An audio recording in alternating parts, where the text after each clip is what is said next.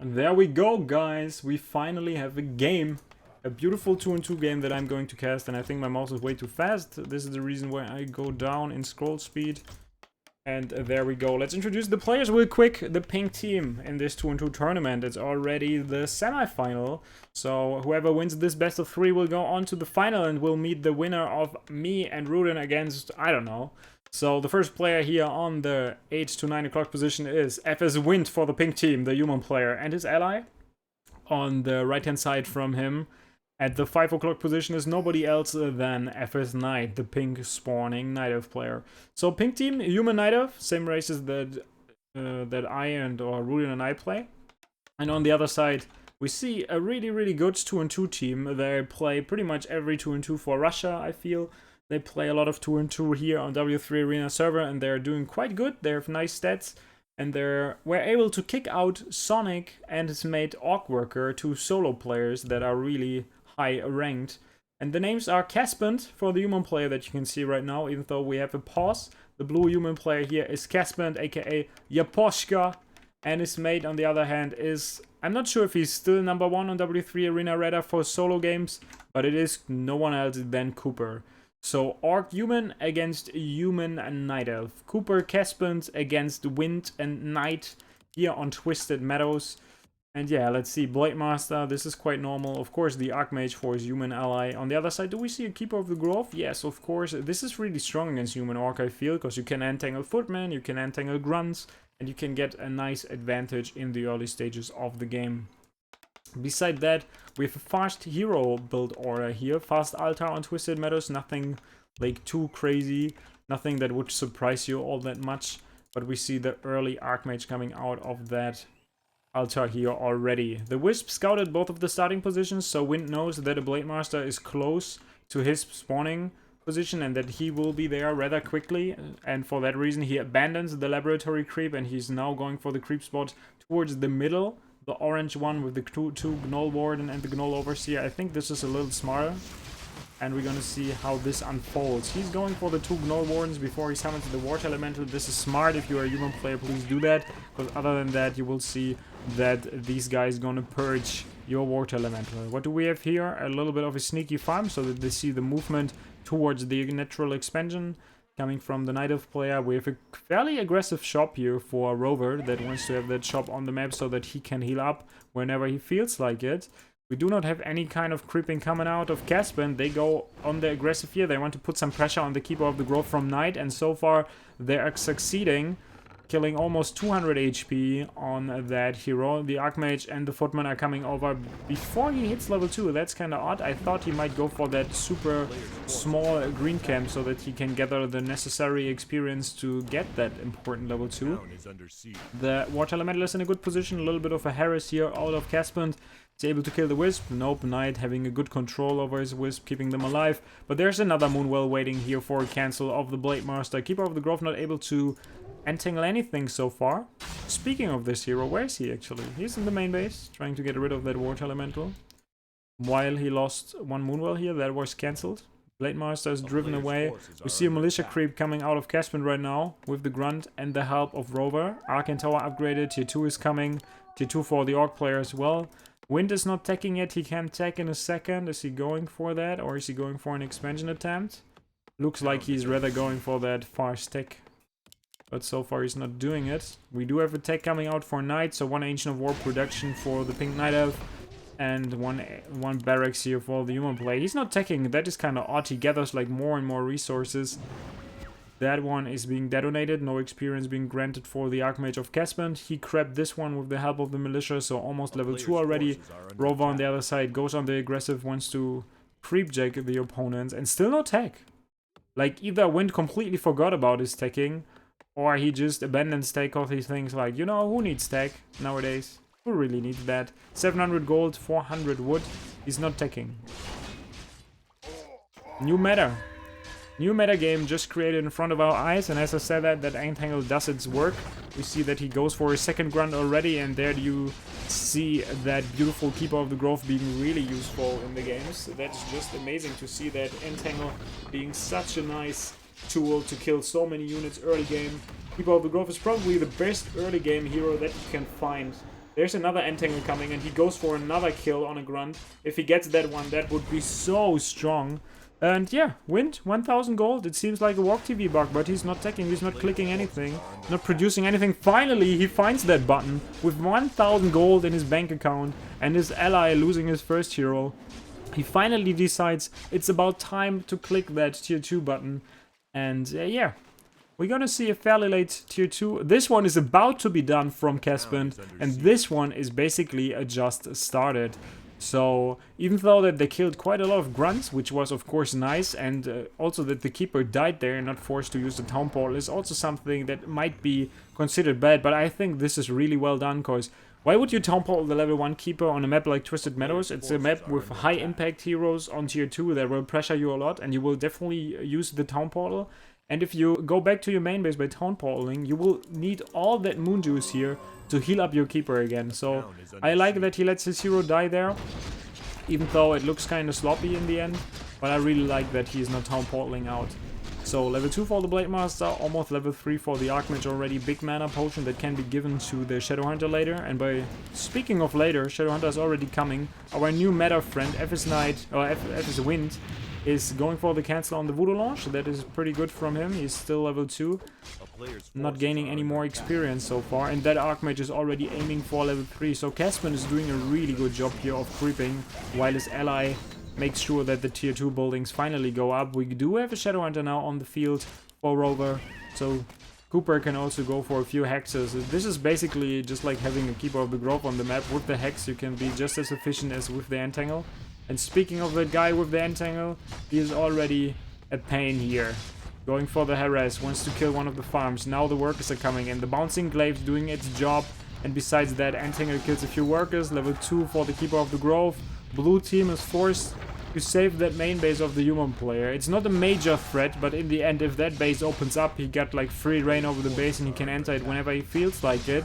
He kills 4 workers in total. That thing is going down. Limited and supply blocks the human player for quite some time. Second hero choice on his end will be the Blood Mage. So we're gonna have Blade Master, Shadowhunter, Archmage and Blood Mage for the blue team. So far on the other side, Wind is going for the laboratory creep with the help of the militias. He's level 2, tier 2 finally. No production yet. This is the blacksmith, so defense is also research for the footman. We do have research for the defense, so foot defense is done. We have 1 Arcane Sanctum and of course probably 2 Arcane Sanctums. And that Blood Mage is a second hero for Wind as well. So what's really good for him is of course Illyria's Flute of Accuracy. All the range units in the world and also the range heroes will benefit from that quite a lot. They do not need the Priest of the Moon for that. Tier 3 tech coming in for Wind already. For Night already, sorry. And yeah, Night will go into Bear tech without a second hero. I would like... Oh, actually there's a second hero. There's already a Naga. And this scout farm is paying off as well. They see the movement from the human player Wind already towards that farm, and this reveals his position on the map, and now they know, we rather creep or we go on the aggressive, but they can decide with that information what they can do with it. So yeah, 40 supply for the Orc player, 36 supply, workshop, and 2 Arcane Sanctums. A player's forces are under attack. I'm not sure why he went for the barracks in the first place. He doesn't get like a workshop, nor does he go for any kind of upgrade so far. So I'm still questioning that play, but who am I to judge, right? Now we have the Keeper of the Grove entangling the Blade Master to keep his Naga alive. There's no Staff of Preservation yet. And we see that this Naga is definitely going down. He lets the focus off, so Naga survives with 10 HP. Now the Keeper is the next target. We see a lot of drained mana here. Blood Mage drains from the Keeper. Keeper drains from the Blood Mage. And an Entangle in the very last second saves another hero, yet again with 10 HP. Not enough mana can be given over to that Blade Master. And now he's forced to Town Portal out. And it turns out that Night and Wind performing really well here. The Blade Master free reign. Both hero kills. 1 kill. Almost the second one, buys the healing potion in the very last second, gets the level 3 keeper. Nonetheless, Blood Mage needs to be, the Blade Master needs to be careful, of course. There's no more mana for an additional Windwalk. But yeah, he killed the 1 hero. It could have been a double kill already. That would have been lovely. Still no upgrades, so that blacksmith is rather random. Bears are already coming out. Keeper of the Grove is being revived. Blood Mage casters and mortar teams will be the strategy for the blue human. On the other side, Raider, Walker, and the Kodo Beast sooner or later. Let's take a look at the Shadowhunter level, almost level 3. Boots of Keltalas, a good item for the Blade Master, plus 6 agility. Big mana potion that he got from the mercenary camp, that is of course great, restore 300 mana. And Flute of Accuracy also for the blue team, so in terms of auras and beneficial auras, this is definitely the equalizer. So casters for the pink human, bears for the front line. Footmen are still alive with the defense upgrade. Ancient of War marching towards that location. Do they get an expansion? Nope, no expo yet. More casters are coming to the party. Now we do see upgrades. 1 defense, 1 attack for the breakers. I'm not even sure if he should go into all that much breaker production. He should rather stay on 50 supply and feed the Night Elf to like get him over to like 70 supply bears or something. Mountain Giant upgrades coming. That can be rather interesting. A player's forces are under attack. Usually I would say it's a good sign for the Human Night Elf duo if the game is kind of stretched out. Because what I would be afraid of as Human Night Elf when you play against Orc Human, that you be pushed at a point where like Rifleman and also Caster. Rifleman, Caster, Spirit Link, Shadowhunter, Heal Scroll, then pulling Peons and Militias and just be super aggressive with that push. That's something that I would be like really afraid of. But as it seems, this is not the case. It's a long stretched out game. They now go for aggression on both sides. The human player will run into the main base of the Night Elf, while the Orc player is already putting some pressure on the human economy. That looks pretty damn good here for the blue guys. While this is going on, they will throw down an expansion here by Mr. Caspend. Mountain Giant upgrade is through. 2 more Moonwells being constructed, but now the human player is entering the main base. He will cancel these Moonwells for sure. They are still chasing the Orc player. Not sure if they can really make him bleed for this little bit of a harass. He killed one of the Sanctums, so also Wind's production is limited. Basically 1 Sanctum, and now they're also limiting the production of the Night Elf player to 1 Ancient of Lore. And if you ever wanted to go into production of Mountain Giant, 1 Ancient of Lore should not be enough. He banishes the Kodo Beast so that he cannot eat. But can he really take the fight here? I'm not so sure about that. Footman alone will not do the trick. He just lacks more and more breakers that could do the fight for him. That Shadowhunter is still pretty stacked with mana. The drain was not that efficient.